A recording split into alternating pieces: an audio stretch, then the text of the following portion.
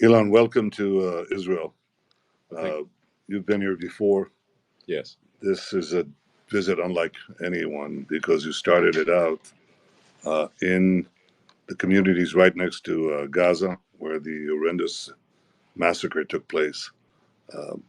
We went there together, and then I showed you a short film of some of the horrors, and I wonder if you can give you some of your impressions of what you saw. It was jarring to see the scene of the massacre, or one of the scenes of the massacres, as well as to see the short film afterwards that showed more of innocent people getting killed. It was troubling in that movie, especially to see the joy experienced by the people that were killing innocent civilians, including kids and babies and defenseless people, essentially. So, it's one thing if civilians die accidentally, but if it's another thing to revel in the joy of killing civilians. That's not, that's frankly, that's evil. It's really a manifestation of a death cult. That's what Hamas is. It's a death cult, and they glorify and gore. I mean, some of the things that we saw are children being murdered in front of their parents, parents being murdered in front of their children, mothers who hid their little boys in a laundromat, in an oven, or in a hidden attic. And these monsters found the attic, and you can imagine what these people felt. These little boys felt like in a grim fairy tale. The monster is coming at you, and they killed them and burned them. They beheaded women. They beheaded men. They tied a woman next to a tree and raped her repeatedly, and then murdered her. They shot at people in a nature festival, music festival. Yeah. Killed hundreds. You saw the pictures there. Yeah. It's just horrible. I mean, just killed people, women. Yes. I mean, the rebuttal is often made that, but Israel has killed civilians, also in Gaza. But there is an important difference here, which is that Israel tries to avoid killing civilians, doing everything it can to avoid killing civilians, and there's not sort of joy expressed in killing civilians. Well, it's regret. First of all, every civilian casualty is a tragedy, and we try to minimize them. But what is happening here is that Hamas is essentially committing a double war crime. The first war crime is to deliberately target civilians, and not only target them, but mutilate them, rape them, behead them, burn them. The second war crime is to deliberately hide behind civilians, which is what they're doing in Gaza. So they're not an army in bases or out in field maneuvers. They're implanting themselves in residential areas, in schools, and hospitals. The hospitals are their command centers. We found tunnels there with the military equipment, with guns, with ammo. So what do you do against an enemy of this kind? Well, the one thing you cannot do is give immunity to the terrorists because they're hiding among civilians. Because if you give them immunity, everybody says they shouldn't be doing this. But effectively, nobody's willing to take the action to make sure that this is not an effective tactic. Because if it is, it'll repeat itself again and again and again. By the way, Hamas says we're going to do it again and again. But it's not only against Israel that they'll do it. This will spread very quickly throughout the Middle East, imperil the entire region. From there, they'll go to Europe, and from there, they'll also go elsewhere to America, whom they call the Great Satan. We're just the little Satan. Yes, America is the Great Satan. America is the Great Satan, and this is an Iranian axis. Yes. It's Iran, Hezbollah, the Houthis, and Hamas. Yes. It's all part of that same axis that goes against Israel, the United States, free civilization, and the moderate Arab states. We're all on one side, they're on the other side. So how do you fight it? Well, let's see. The people who are protesting what Israel is doing do not take into account the fact that Israel asked, we called on the Palestinian population to leave the zone of fighting. Okay, they wanted to leave. Guess who stopped them at gunpoint? Hamas. Okay, we broke that and created a cordon, a safe corridor that they could leave to the southern part of the Gaza Strip, where no fighting was taking place. Yes. And guess who fired on the safe corridor safe corridor? Hamas. So it's not Israel that's preventing the civilians from leaving the war zone. It's Hamas. It's not Israel that is shooting at civilians who want to escape. It's Hamas. But we shouldn't give them the ability to, to escape responsibility, which is what all these demonstrations are happening. The example I'll give, Hitler does this horrible, these horrible crimes. He perpetrates the Holocaust. Mm-hmm. Yeah. The Allies strike back. They invade Normandy.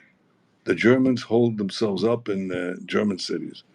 Nobody said, well, don't attack the Wehrmacht, the German army, the Nazi army, because you have civilians there. In fact, that's exactly what the Allies did through the cities of France and the cities of Germany, and many, many, many civilians were killed. I don't know what history would be like if you had, the kind of mass communications that we have today, and protests would have been launched against the Allies on behalf of the Nazis, because as the German chancellor who visited Israel and saw these horrors, he said, Hamas are the new Nazis. Hamas are the new Nazis, and people are demonstrating either out of ignorance or out of malevolence. They're protesting for the wrong side. I mean, it was troubling to see massive protests in almost every major city in favor of Hamas, they'll generally characterize it as sort of a Free Palestine movement. And I think, one can generally agree that we want a good future for Palestinians. And we want to, I mean, the challenge is really, how do you, get rid of the ones who are hell-bent on murdering Jewish people, while, minimizing civilian casualties, and then ultimately stopping the sort of propaganda that is convincing people to engage in, murder. So that at the end of the day, that's really essential, is to figure out, okay, how are they being trained to have these, to believe that murdering and having joy at the death of civilians is a good thing, and to stop that training. Well, I think you hit the nail on the head, because we have first a mission to destroy Hamas. Nothing's going to stop that, because if you want peace, destroy Hamas. If you want security, destroy Hamas. If you want a better life for the Palestinians in Gaza who've been hijacked by Hamas, destroy Hamas. All of that is a precursor to the question that you asked. You first have to get rid of the poisonous regime, as you did in Germany, as you did in Japan, in World War II. These were two. There's no choice. There's no choice. So that's a prerequisite. Yes. There's no choice. But then look at what happened. I mean, what you had in Germany was denazification, and what you had in Japan under Douglas MacArthur was a cultural reformation. Mm-hmm. And Japan that you visit today is so different from Japan of the 1930s. Yeah. Germany that you visit today is so different from Germany of the 1930s. Well, is that possible in the Arab world? And I categorically say, of course it is, because we've seen it already in two places. We've seen it in the Gulf states, and we see that when you visit Dubai, or when you visit Abu Dhabi, or when you visit Bahrain, you see something entirely different. Sure. There was, in fact, a cultural change there. And let me say that same thing is, in my opinion, happening to a considerable extent in Saudi Arabia. The de-radicalization of these Muslim countries, these Arab countries, some of it already took place, some of it is taking place. Yeah. But there's another country with a substantial Arab minority where that is already taken place, and that's called Israel. Yeah. 20% of our citizens are Arabs, most of them Muslim. Right. They serve on, in high places in the academy, in the Supreme Court, in the Knesset, and so on. And I'm not saying that there isn't some radicalism there, but mostly there isn't. Right. And in fact, they're integrated into the society. So we have to do the same thing. We have to demilitarize Gaza after the destruction of Hamas, and we have to de-radicalize Gaza, and that will take some time, especially work on the mosques and on the schools. That's where children are, imbibe their values. Yeah. And then we have to also rebuild Gaza, and I hope to have our Arab friends help in that context. Yeah, and I'd like to help as well. So I think it's important to pair firmness in taking out the terrorists, those who wish or intent on murder, and then at the same time to then help those who remain, which is also what happened in Germany and Japan. Exactly right. It's interesting because this is quite a rare thing in history. Usually, the victor pillages the loser, and if you look at it after World War I, the Treaty of Versailles was a big mistake, and it created immense bitterness in Germany, and it's part of what led to World War II. And then World War II, that people realized, listen, we actually need to rebuild the economies, and instead of punishing them. And so, you had the rebuilding of Japan, rebuilding of Germany and much of Europe, and then we've had peace and prosperity for a long time. I think that this is possible, but it has that small prerequisite. I'm saying small, and I don't really mean small. It's a big job of getting rid of Hamas, which we will. And remember that what Israel suffered on this ignominious day of October 7th was proportionately like 29 11s. So, when people tell us, make a ceasefire. Sure. And Hamas says, well, if we're still around, we're going to do it again and again and again. That's a direct quote. Yes.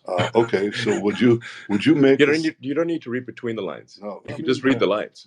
They're quite explicit about it. Yes. So obviously we can't do that any more than America would make a ceasefire with Al Qaeda after 9/11. Yeah. And this is 29/11. So they have to go, and they will go. I'm talking about combatants. I'm talking about terrorists. Mm-hmm. I'm talking about terrorist chieftains.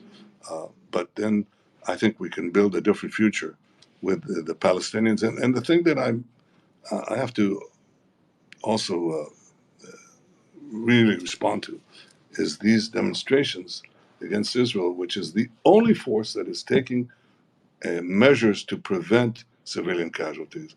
We're trying to do everything that we can, including entering into Gaza humanitarian help. But we have mass demonstrations. Where were these demonstrations when over 1 million Arabs and Muslims were killed in Syria, in Yemen, many of them starving to death, those who didn't die in explosions and in battle? Where were the demonstrations in London, in Paris, in San Francisco, in Washington? Where are they? No, I think the answer is they don't care about the Palestinians. Right. They hate Israel, and they hate Israel because they hate America, and they say so. They say from the river, free Palestine from the river to the sea. Right. You know what the river to the sea means? Yes. The river is not a river, it's a creek. It's called the Jordan River. Okay? The sea is the Mediterranean. Yes. In between is Israel. Right. All of 50 miles wide. When they say free Palestine from the river to the sea, they say destroy Israel. Yeah. So they're demonstrating for the destruction of Israel on behalf of people who committed the worst savagery perpetrated on the Jewish people since the Holocaust. That is a moral collapse. And it's understandable that people will have concern for civilian casualties because we do as well. That I understand. It's inconceivable and incomprehensible that people will actually protest on behalf of these murderers, these deliberate killers of babies, and not, they're not accidentally killing these people. We went into these cottages today. We saw where these killers came in and shot cribs. Yes. Shot families, murdered. Bullet casings in the crib. Bullet casings in the crib, exactly. It's just shocking. Yes. And so one has to understand, in every legitimate war, there, what you said before, the accidental civilian casualties that accompany any legitimate military action. That's often happen to the It's allies. unavoidable. It's unavoidable, unfortunately. You try to minimize them. But what these terrorists, Hamas terrorists, did is deliberately cross the line. They were out there to massacre, murder civilians en masse. And let me tell you, Scholz, the Chancellor of Germany, called them when he visited Israel. He called them the new Nazis. He called Hamas the new Nazis. I'll tell you what the difference between the original Nazis and the new Nazis is: capability. If they had the capability, Oh, yes. if they weren't thrown back by brave soldiers who flooded the lines and brave civilians who fought with their fingernails, they would have killed every last one of us. Yeah, I agree. So what do you do to correct these lies and these distortions? Well, one, tell the truth, have the conversation we're having today. But I think there's also a built-in weakness in Western higher education. It's not new. In 1933, shortly a few days after the rise of Hitler, the Oxford Student Union uh, had a debate, and the debate was, should that generation fight for king and country? And they resolved 2-1, under no circumstances to fight for king and country. Well, they soon learned differently. They couldn't, if they tolerated this kind of aggression that Germany was perpetrating and the barbarism, it soon spread to Britain. It soon spread to the entire world. If we tolerate this kind of barbarism that Hamas perpetrated on Israel, by the way, on Jews and Arabs alike in Israel, Arab citizens, Bedouins, they spoke to me, these Bedouin fighters, Arab fighters in the Israeli Defense Force.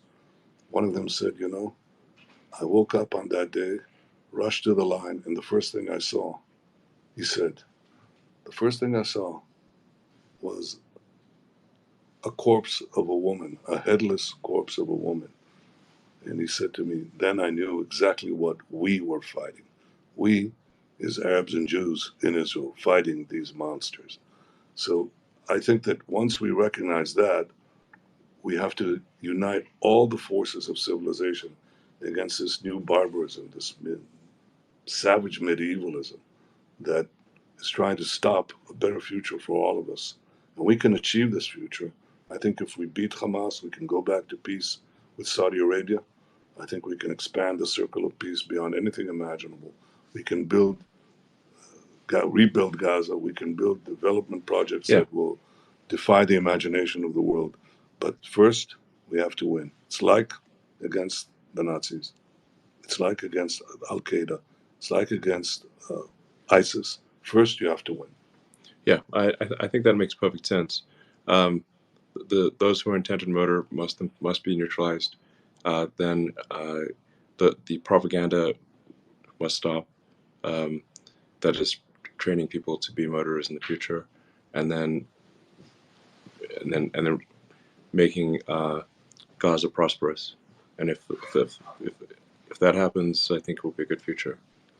Well, I hope you'll be involved in it. And I'd love to help. And the fact that you came here, I think, speaks volumes of your commitment to try to secure a better future. I wish we had more time. The last time we spoke about AI. Yeah. And I think even here in this short visit, you had a glimpse of the great talents that are available here. There's tremendous talent in Israel. But it's talent that serves the world. It's all these things. You look at your iPhone, a good part of it was made here. You use Waze, was made here. Sure. You eat a cherry tomato, was made here. That's the positive part of the future that we have begun to build, and we'll resume building after this, after we defeat Hamas. Because and the last thing I say is I've never seen the people of Israel, Elon, so united. We have an opportunity to quarrel among ourselves. Our politics are famous for it, and yet here everyone united. Everyone united. I formed a unity government, an emergency unity government, and the people and it's not merely the soldiers, it's the families, even families of soldiers who are on the front line, and they say, Finish the job so we can have a better future. Yeah. Well, I hope for a better future for here and for the world. Thank you. And thank you for coming here. Yeah, thank you for having me.